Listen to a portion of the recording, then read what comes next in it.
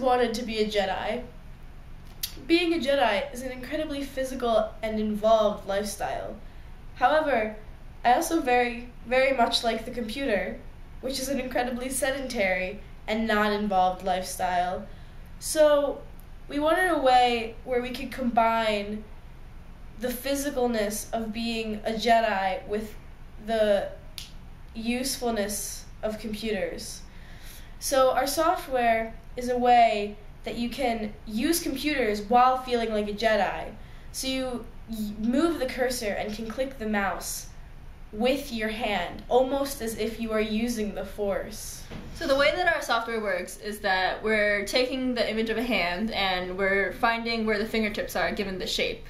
But to do that, first we have to find the shape. And so we take an input from the webcam and we filter out all of the spots that contain a color that kind of resembles this blue color of this glove that I'm wearing.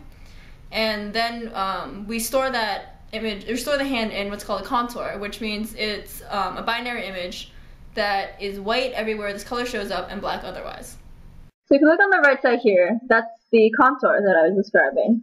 And the contour is just everything that is blue like my glove is shown in white and everything else is shown in black.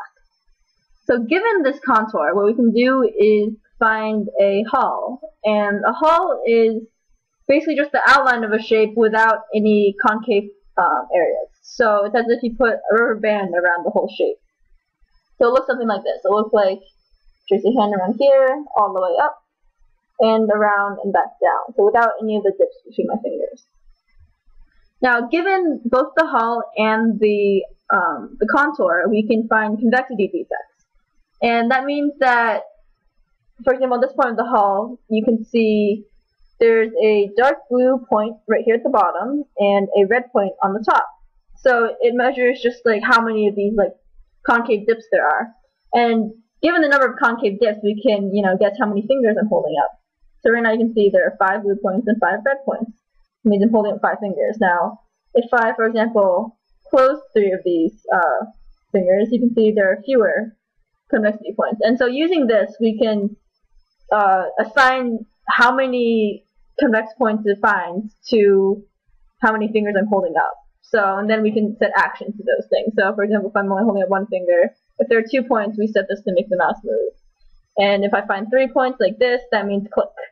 Or if I find 4 points, it means right click, and stuff like that. Okay, so here you can see a demo right there. That was a normal click with 2 fingers up.